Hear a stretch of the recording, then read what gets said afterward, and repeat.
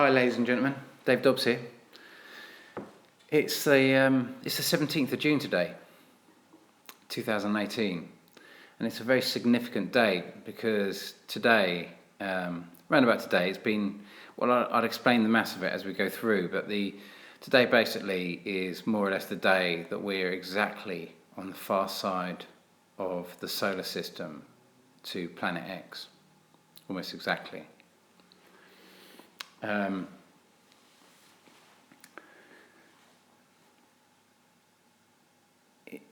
It's not on the ecliptic plane. You know, if you've kind of watched my kind of chartering of the overall kind of movement of Planet X, I'm of mind that it first fundamentally really affected us on the 26th of December 2004, which was it was like a 9.1 mag earthquake. You know, it affected Indonesia, Thailand, India, Sri Lanka.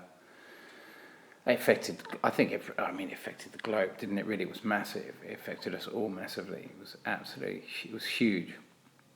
And then the next, that's now, when you think of its position fundamentally, when we actually come round to it in what I'm of mind is December the 17th. I think it's December the 17th. I say that. I'm of mind is round about December the 17th. I base that because and it's really, really worth to try and understand how I get to this, because if we're basing things on biblical philosophy and everything else like that and whatever else, and we're looking at the sort of like ancient texts and that sort of stuff, it's great to see how our ancients dealt with it. But if we're going to try and understand this by what's actually happening onto our Earth right now, we've got to really start looking at the fundamental facts of what sightings we've really got. We've got to come out of a little bit of belief and just start looking at the data a little bit. And if we consider, as I've brought into many of my previous videos, if we consider the 8.8 earthquake that happened on when was it? It was on the 27th of February 2010. It was in Chile. A lot of people died. Massive earthquake, massive seismic occurrence on this planet that set itself out as a rare event, an extremely rare event, the likes of which we'd only seen, obviously, in 2004, and beyond that, biblical kind of references to massive seismic earthquakes. They're very rare. They stand alone.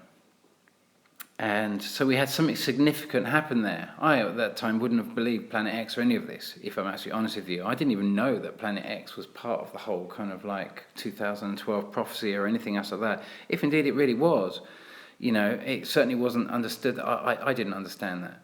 But if we go, obviously, we take the Earth goes around the Sun from the 27th of February 2011, it goes around the Sun, comes to the 27th of February 2010, the time of the Chile earthquake, it goes around the Sun, comes to 2011, 27th of February 2011, the same astronomical position, and it goes forward another, how many days, 11, 12, 13 days?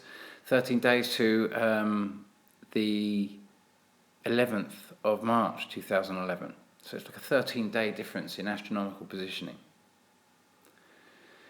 And we get a 9.6, we get Fukushima. That's, the damage, obviously, the damage, the nuclear fallout, the everything else of that. It was something I believe that was significant enough to say that all those who were shouting out in 2012 that there's something big coming in, I think that's grounds for something massive. We had a lot of interesting kind of anomalous kind of sightings of two suns around there, as we did around 2004. So we had these kind of anomalous, crazy sightings, and of course since then in my journey I've charted since the 5th of August 2000 and 11, the sighting in New Zealand that caused a big stir. And people said it was Comet Elenin, and then we had the next sighting, Comet Ison, that was supposedly, and it's gone on like that, hasn't it? And that's been the main narrative sort of backbone of what I've discussed has been about these kind of odd, reoccurring 200-day flybys. And then we came to the point when I started making predictions about these flybys. And I'd said that I think we're going to see it massively on the 23rd of June 2016, which was the same day as the Brexit vote. And a lot of my videos kind of focus on this Brexit, that whole Brexit thing, and I'm going to give you a bigger part of that story in this later, even though for those of you who think that Nibiru and politics somehow doesn't mix, in many ways you're right.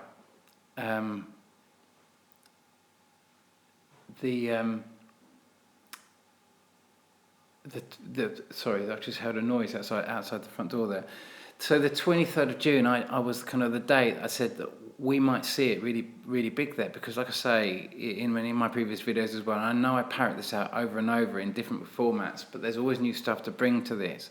But there's obviously, I've got very few subscribers overall. It's very difficult to search and find me now on YouTube unless you're doing specific word searches. So I've got my kind of base of subscribers who listen to this. So I try and bring in, and there is new information I'm going to bring into this, even though much of it I regurgitate, and I'm educating myself and opening myself up to new things all the time. But just to recap, because you're coming into big times now, that was the cat, was that I didn't know at that stage whether as it had come in and crossed the ecliptic in round about, it come in towards the sun and under Earth as it was heading towards the sun. 2004, the big tsunami in 2004, crossed the ecliptic in sorry mate, you're all wet. Sorry, I'm gonna have to put the cat down. Across the ecliptic, as it had come under the sun and come up across the ecliptic, what I'm assuming 2010, 2011, Fukushima, and the previous year the Chile earthquake, and then had gone over the sun, which is account for all the 200-day sightings where we see it, where as Nibiru cycles around planet X, we see it reaches its what I call the 12 o'clock position, where it's furthest away from the sun from our perspective, and indeed from its own kind of like rotations. And we get this momentary, we get this 1, 2, 3 day view of it sometimes. It's a rare sighting. And obviously we only got a small sighting really on the 23rd of June. I hadn't seen that other sighting that Steve put up recently that occurred, I think it was on the 11th of February 2016. I hadn't even seen that sighting at that stage. And it appeared really small on the 23rd of June. And when I'd seen that, and it's really quite important to understand the dynamics of this, because when I'd seen that, I'd realised that the exit, there was no, it was tiny there. And there's been various points in it where I've tried to make, because we don't know when we're talking about an exit trajectory of planet X and trying to calculate from all these different 200-day cycles, trying to see how near they are, how far they are, what sort of seismic activities going on with them, all the different stuff that happens around them, to try and work out where the hell planet X actually was as we were watching this 200-day cycle that you couldn't make work into any other cycle unless you brought a kind of like another massive object into the equation, because you couldn't make it work any other way. And so if there was this other object, why couldn't you actually see that? Why could you only see the thing orbiting that? And so I personally got to this, and Virginia was there, my partner at the time was massively there, helping me go through this kind of like this brain maze to try and work my way through it. And basically I'd said after the sighting on the 29th of March 2016, and we'd had a sighting, and I'd said it's going to come into view, and if it does come into view, it's kind of the opposite of the 12 o'clock position sighting. It's going to be the 6 o'clock position. Because obviously you've got, when the sun's going up and down, you've got these kind of areas where you can view the sun is going up and down, but there's areas that are kind of occupying more of a nighttime spectrum in the north and the south of the poles. And so there's these areas where Planet X can kind of disappear out of view, and there's only small areas where it can actually come into view, if you like, because of its rotation. So they kind of oppose each other because of the north and the south hemispheres, because we're on a globe supposedly, and and I'm going to come to flat Earth as well in this in a little bit, but the band means that it's going to be one side or the other of the cycle from the point of being able to see it from Earth, because it gets lost in the sunshine, in the plain sunlight. And I'd said just before the 28th, 29th, about a week before, I'd said you're going to potentially have a sighting. That was the epic shot where Becky Lewis caught not just Nibiru, but that other object, this second object that seems to orbit this dwarf planet that trails this dust. That I have various ideas and understandings of what causes this red dust. I know it gets super red as it comes through our atmosphere, which is why it goes blood red, because it gets oxidized by the ozone in our atmosphere, which is what makes it go this bright. It's iron oxide, and it gets seriously oxidized and goes blood red, just like our blood does. So it looks like blood. When it mixes with water, it just looks like the color of blood. Ultimately, I can only charter the journey of this thing and talk, and that's all I've ever actually done. Obviously, people say Dave's going to say it's going to hit, and I've never said it's going to hit. And please, if you're going to watch this any further and feel that I'm going to be telling you now that you're all going to die and this is all over, that's not the purpose of this message. This thing has come many, many, many times, and we're still here, and hopefully we will still be here.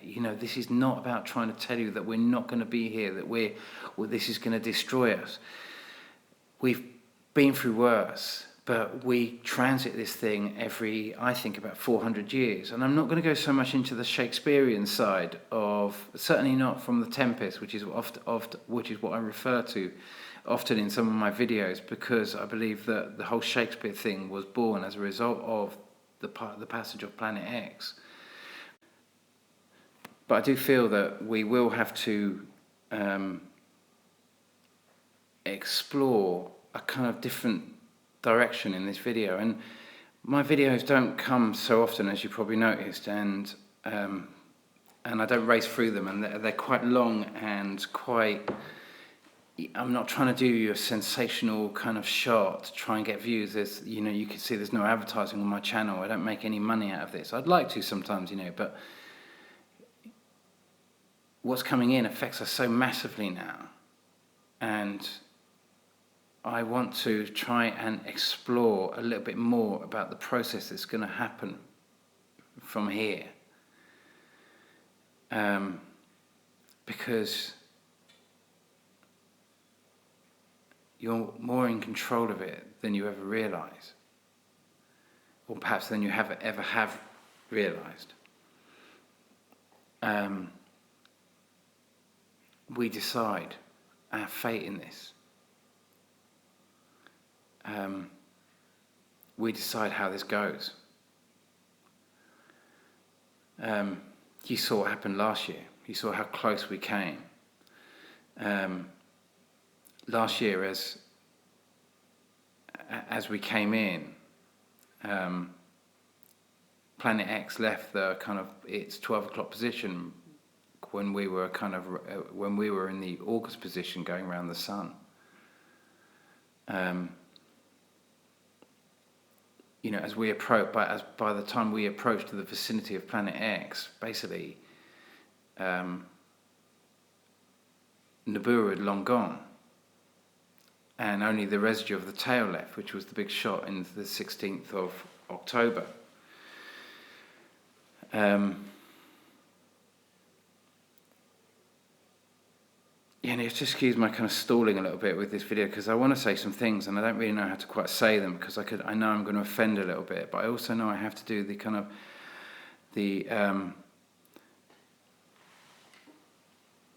the kind of astronomical kind of like view of what's happening here before I try and give you the lowdown on the kind of the message I want to bring on top of this, because it's a difficult message to kind of say. This is a bit of a shock, because we're in a bit of a predicament now because of certain things that have unfolded. But let me just keep going on with this. Let me just keep going on with perhaps it will just come out as I move down the line of just keeping going with the astronomical side of this. You know what I mean? So you can imagine after that kind of, after the 23rd of June sighting on the day of Brexit, on the day of the Brexit vote, and it was really small, and after that, and I'd said, you know, back, like I say, early in March, that we were having all the signs it fully began its exit trajectory. That doesn't mean it wasn't going to curve out, but because of the direction of where it came in, and because I was either expecting it to come straight out the other side or do a slingshot around the sun, and if it was doing a slingshot around the sun,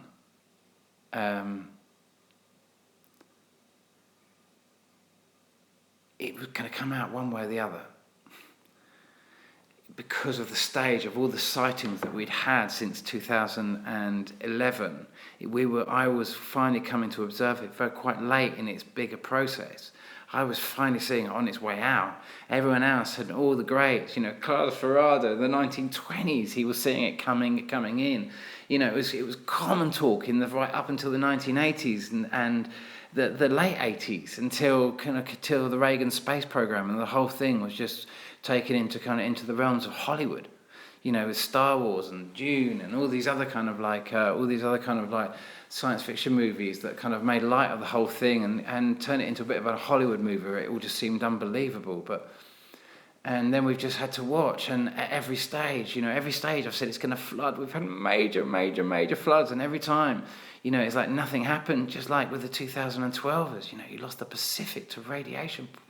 It's just like nothing happened, you know. And so anyway, I'd made this prediction, and I'd said that in one of my videos, I'd set the path of Planet X coming out on a trajectory, running out at the point. It was going to be curving round, but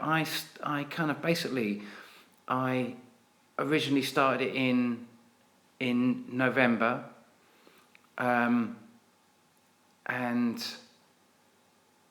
I think it was I'd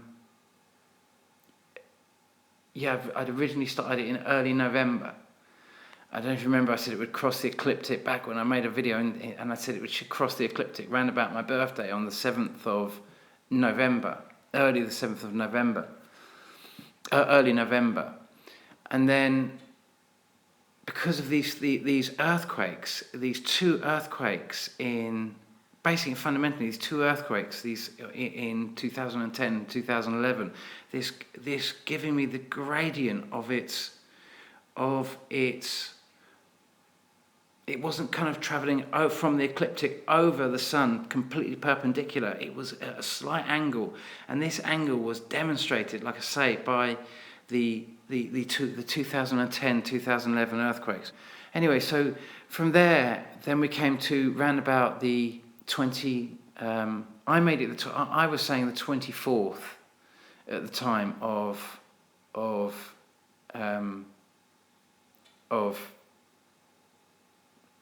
what did I say? The 24th of November. For some reason, I'd chosen that day. It was about it was a long time ago when I made the video, but that was just charting the course. It's applying the same thing and just assuming that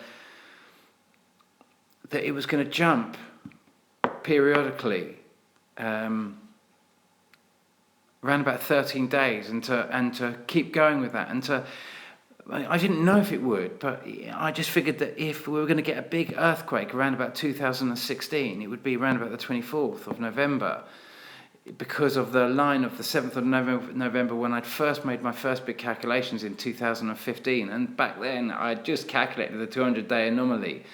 And I was just, it was a complete guesstimate back then. It was a raw guesstimate based on placed on my kind of connection, if you like, more to a kind of like, I'd had my big sighting, obviously, on the around about, I think, the 28th of August 2015 myself. I'd had that big seismic sighting, so I'd had my confirmation, I'd seen it, and I was putting all the rest of the data together. I wasn't quite believing it then. I just, I was like everyone else who's looking at this, who's on the outskirts of this, looking in, thinking, this is just utterly insane. This is just too much. So I just, and because it's not clever. You don't have to be clever to work this out. You just got to have the courage to look at it and look at all the sightings, and then you start putting them into different kind of like animations or different kind of orders where you have to kind of put them into 3D animations, even if it's just drawing them out on a bit of paper, because when you start putting all these different sightings together, it gets complicated. You can literally draw spirals going over kind of objects and just plot them out in that sort of fashion. And you can literally start building a picture in a very basic form, but it's very, very difficult to work with a 200-day cycle where it's always a different site in the just before the sunrise or after the sunset, which is always when it's seen, or nearly always when it's seen.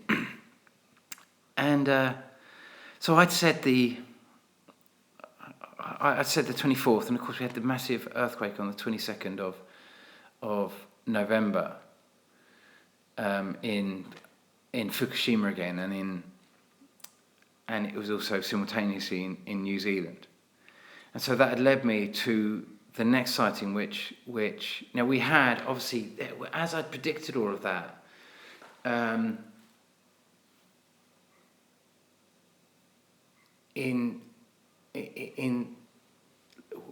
that earthquake had happened and I'd predicted that, it was kind of like,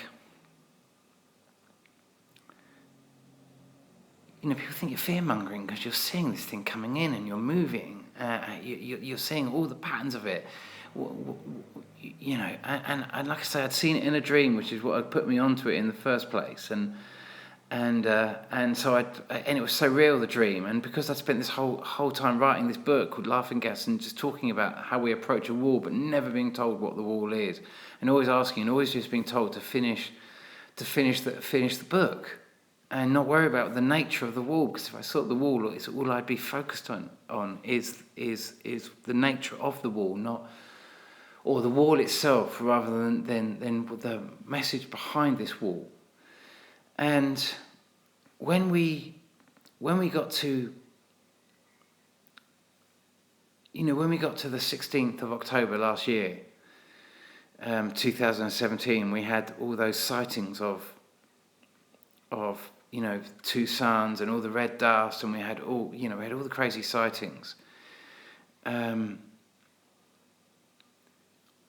kind of went through a bit of a transition in that myself, because a lot of people obviously in England saw that for the first time, and a lot of people are catching on to this, and a lot of people are really bailing out of the main story, the big contemporary kind of story that they're being given by the mass media. They've been so let down by that they're willing to look at other stories. There's many people locked onto flat Earth, and when you're locked onto flat Earth, to me, every time I've spoken to any person who believes in a flat Earth, one thing you realise is they all have such a different and varying perspective of how they see it, and so many different things, and they're all these different things, and nearly all of them come from a hypothetical concept. And when someone takes something like that on board, to me, what they've done is they've spat the dummy. And we all do that sometimes, where we suddenly realise, it's not long before you start realising, especially if you start looking at theories like electric light theory, like the electric universe theory, and you start realising there is no kind of such thing as gravity, that has been a whole cul-de-sac of deception. We like it as a concept, but the concept that there is no such thing as gravity, that there is only electromagnetic energy. And then every space agency is lying to you, and you're just surrounded by lies and deception. Eventually, there becomes a point where you have to spit the dummy. And the cat's not so wet now. you have to split the dummy of the whole story. And flat Earth is this perfect construct because it's, people come to it for various reasons, don't they? They come to it either through biblical reasons, even though I don't know if it's so much in the Bible as such, but we know that the forefathers of Catholicism, certainly Aristotle, who, an apple fell on his head. It wasn't like Newton. An orange fell on his head, wasn't it? An apple fell on Newton's head. An orange fell on Aristotle's head, and you could say I'm a fruitcase. It's too obvious, that one, but it's with Aristotle, he said that, if the Earth was moving, then the apple should have kind of like gone one way or the other, depending on the opposite way to which the Earth was moving. And because it didn't, it meant the Earth was obviously still, and that everything was revolving around the Earth. And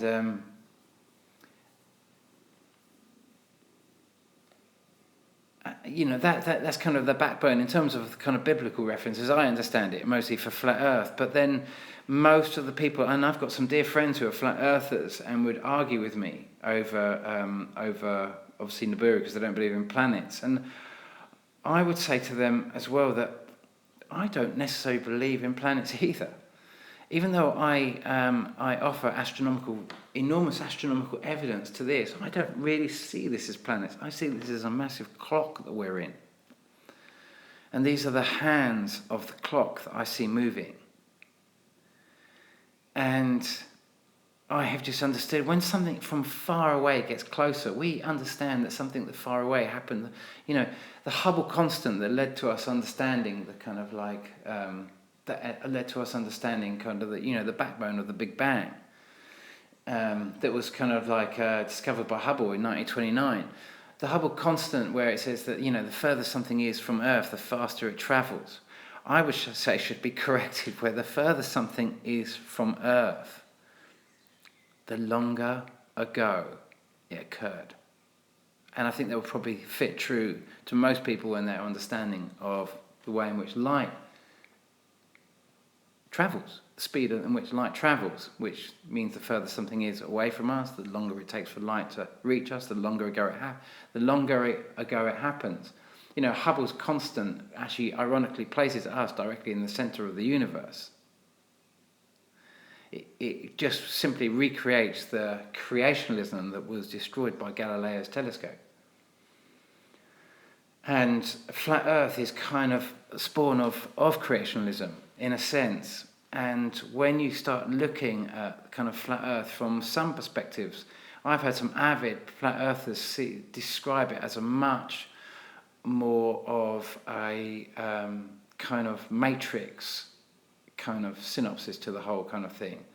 And so what I'm trying to say there is that if you're a flat earther out there, please don't think that I'm talking about planets, because we have to understand that nothing I'm looking at in the night sky is there now. But I know I am here now, and I can sit and I can corroborate with other beings that are here now and offer that as my tangible evidence to that, and my whole experience that I am here now, but by my mathematics and my understanding of light, they are not there now, which I think we could all, if we were understanding light and our rules of light, because we've got to try and be more inclusive with our understanding. So we're all trying to at least understand what each other are trying to say without pushing vital information, which might be more important than we realise, away from us just because of our belief systems don't permit it. We've got to be trying to track our way through our belief systems so we can at least look at information. And so if we know that it's not there now, and I can conclusively concur that I am here now, and I know that it's not there now, then I could ask, well, where is it now? If anything out there is not there now, and I'm here now, then I could wager a guess at where it is now. But in an all-encompassing universe, I could also rightly argue that if I am here now, then all that is out there that is no longer now, where is that now? Could I not argue that that is here now also? And then we come into dimensionalism, these concepts that is all happening here and now. And so from that perspective, can you see how when we see something that's been a long way away returning, we can see that something that existed close to us long ago is returning close to us now, that we can see this as the end of time and also the beginning of time. It's like we are not in a prison, we are in a light prism. And I describe this in my book, Laughing Gas, where I describe this going around. And this isn't a plug to the book, because I've always given the book away free of charge as a digital download, and I'm always happy to do so. And if everyone wants just a digital download, please get in contact with me. I will gladly send you one. I've sold so few copies of the book that I really don't intend. And I'm going to come to a little bit more of that later. I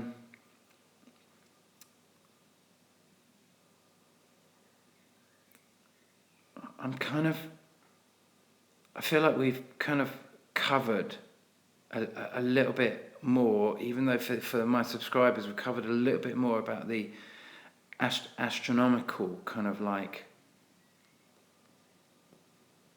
what's, its movements, if you like, its astronomical movements as I can give you, because like I say, it left its what I would call its 12 o'clock position around about the 15th. I think I had it down around about I think I had it down for the 15th of August 2017 last year.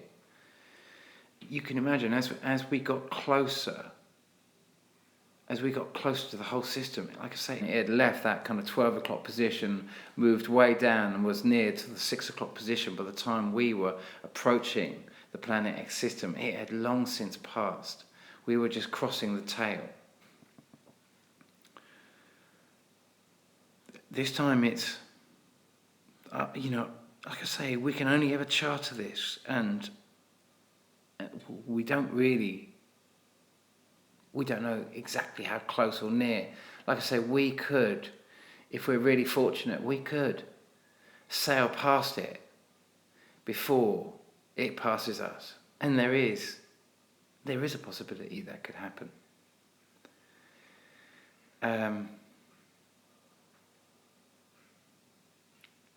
If not,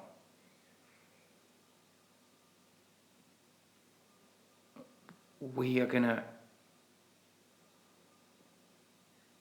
be in close proximity to the tail. And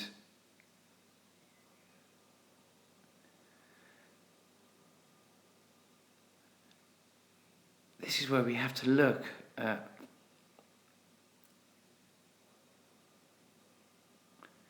this is where we've got to look at our ancestry and how they dealt with it.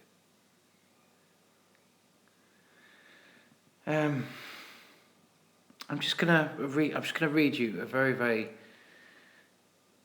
short excerpt from the Colburn Bible. It's just a little paragraph. Many of you have heard it, but let's just revisit that for one quick moment, because we've kind of forgotten our belief in, or we've forgotten what dragon really is. And of course, there's never been the skeletal remains of any dragon ever found.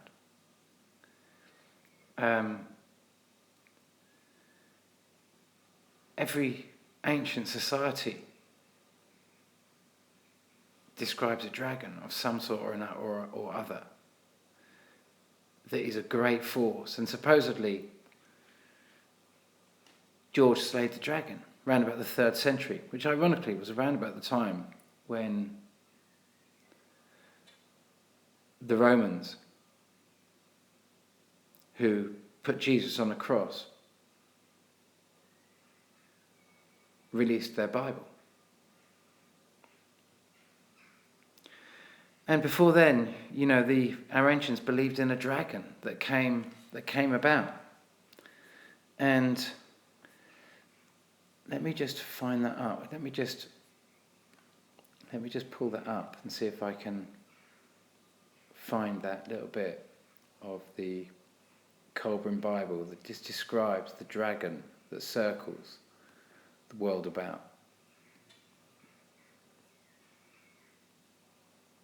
And I've got a pound of flesh up there, which is a bit about Shakespeare, but one of his other plays, the Merchant of Venice. I want to bring your attention to a few bits of that rather than the Tempest, which obviously I say that Prospero's Ariel was Nibiru.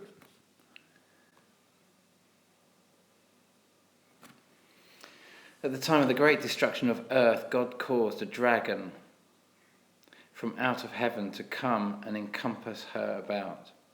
The dragon was frightful to behold. It lashed his tail. It breathed out fire and hot coals, and a great catastrophe was inflicted upon mankind. The body of the dragon was wreathed in a cold, bright light, and beneath, on the belly, was a ruddy-hued glow, while behind its tail, a flowing tail of smoke. It spewed out cinders and hot stones, and its breath was foul and stenchful, poisoning the nostrils of men. Its passage caused great thunderings and lightnings to rend the thick darkened sky, all heaven and earth being made hot. The seas were loosened from their cradles and rose up, pouring across the land. There was an awful shilling trumpeting which outpowered even the howling of the unleashed wind. Men were stricken with terror, went mad at the awful sight in the heavens. They were loosened from their senses and dashed about crazed, not knowing what they did. The breath was sucked from their bodies, and they were burnt with a strange ash. Now, that's what I'm talking about. This sky monster. And you saw it, the shots of it coming in and going out. Especially going out in kind of like January, February. I think Turkey Report put an epic shot of it. And who else? I was going to say Nigel's view on thing, but it's not Hospitality. Where's his name gone? Seven Spalding put an amazing shot up, didn't he? Also, and it just went. You saw the, like I say, the massive oceanic movement of water that we had, the anomalous oceanic kind of movements. That started, I believe, on the 13th of August, and then do you remember I think it was on the 17th of August when we had the incredible sighting over Argentina or Brazil, and you had the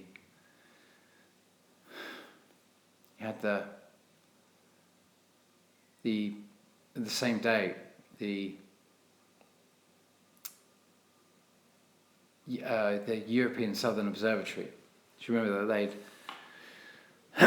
they'd released a press release about 10 days later and said that they'd picked up a massive gravitational anomaly on that day. As we get closer and closer to Nibiru, that's getting closer and closer to us, you'll notice that we also have a Venus transit occurring almost exactly the same time. And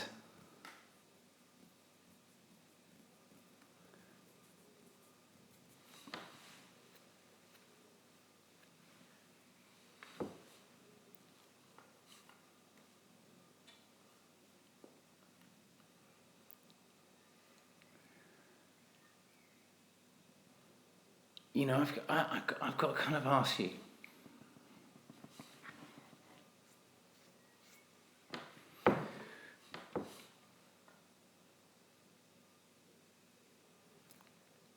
we're going to hit that word Brexit again. And this is where I kind of upset a few people, really. Because I realise that all of you who out there that have voted for Brexit, you know, Nigel Farage tells you that the reason you want to do this is because you want to break away from the corporate stronghold of Europe. Excuse me. The corporate stronghold that Europe has, and it's our associations with business are having as a result of being involved with Europe. But when Trump came over to see Angela Merkel, and you have this scene where he does this, he won't shake her hand, this famous scene where he won't shake her hand.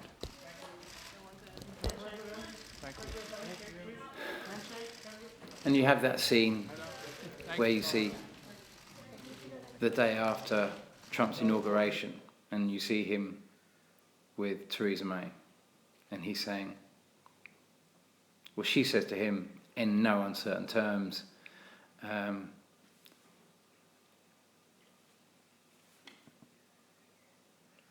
think you said you're 100% behind NATO. You know, and we'd watched all that. Alex, what's his name? InfoWars, Alex Jones saying, you know, screaming at us, telling us that Trump's going to tear NATO to pieces.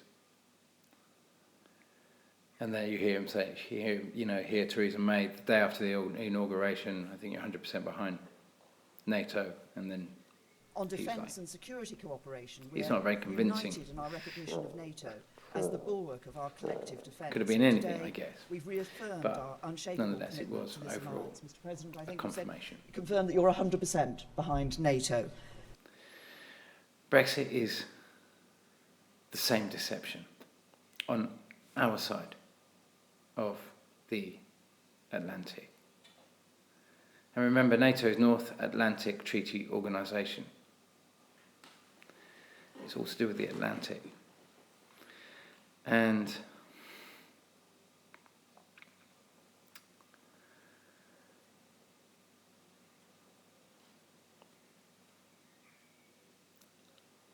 what's actually happened is, if you look at the funding of UKIP, you're going to notice that you see a lot of and so if you look at, say, you know, sovereign draw, and it's the kind of the main funding, kind of one of the main funding arms for UKIP, and it's a kind of lottery, and all its members pay into it, and it pays a lot of money to the party. And you'll see the lottery to win is it's a gold medallion, Queen's gold medallion, with George slaying the dragon. And of course, your sovereignty is built on that which gives you right to have passage past the dragon.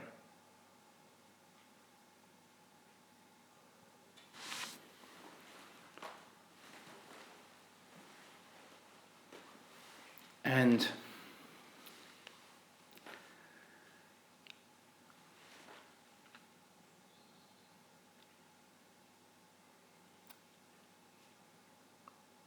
UKIP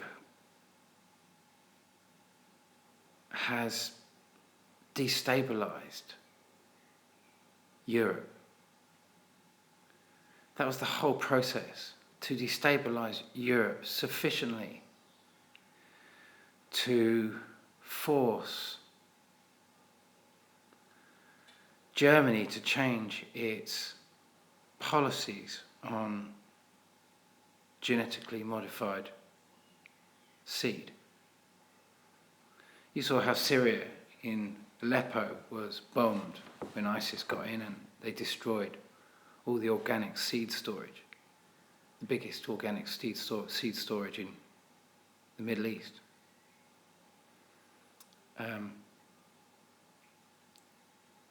And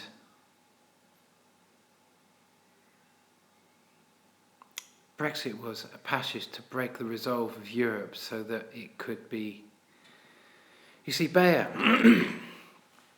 this merger where you see Bayer being kind of like supposedly buying Monsanto out, it's not that clear cut, because it sounds like Bayer is the one with all the power here, but actually this comes under very specific agreements.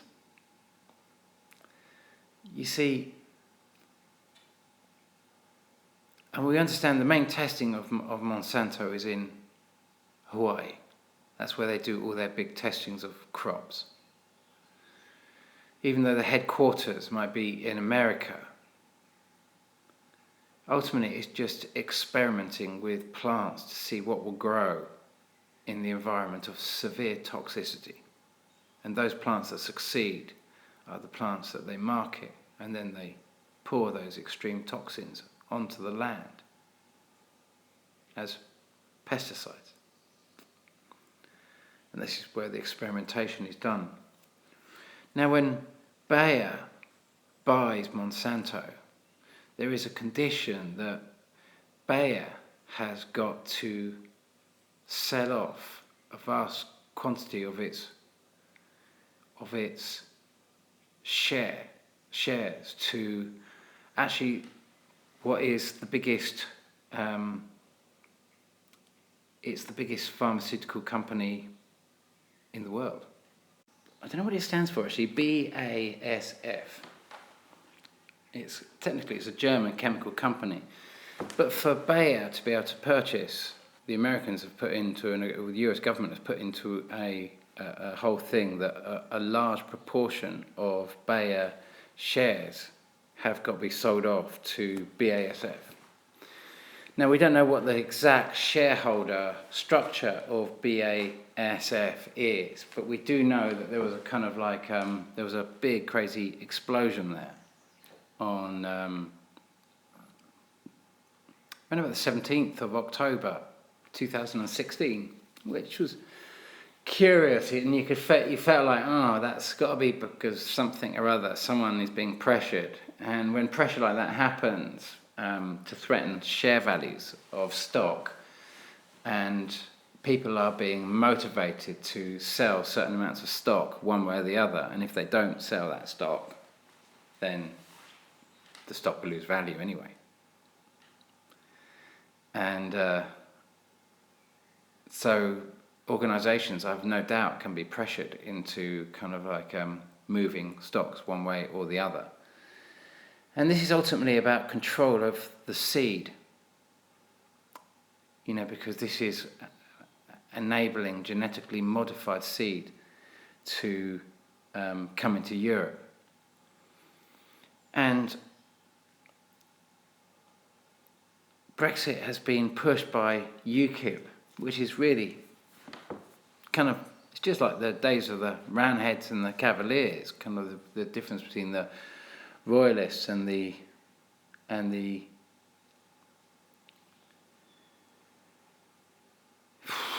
could call them parliamentarians. Alex, I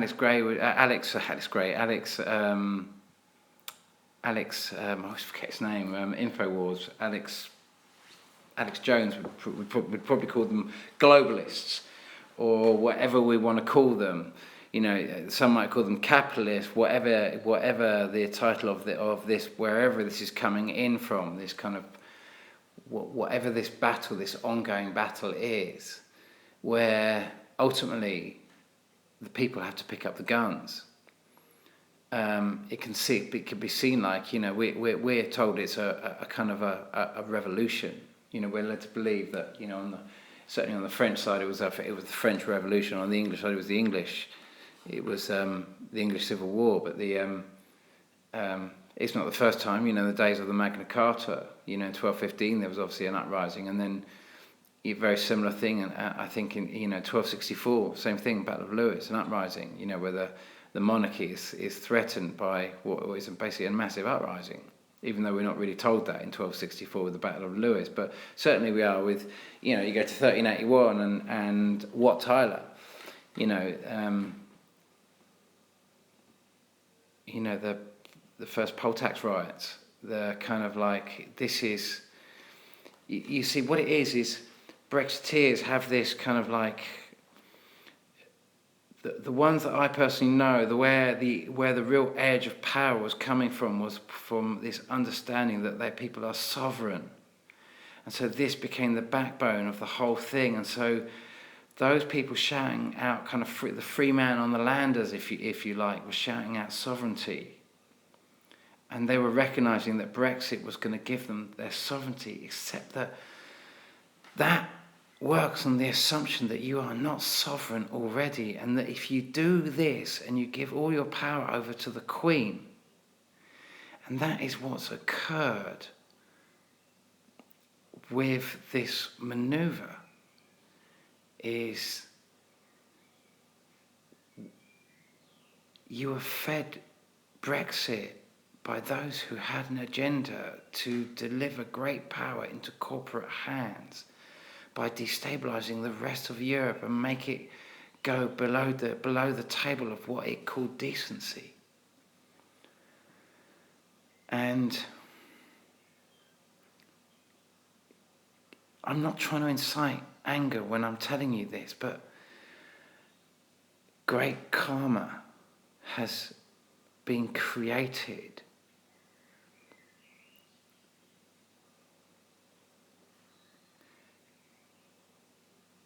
by giving so much power.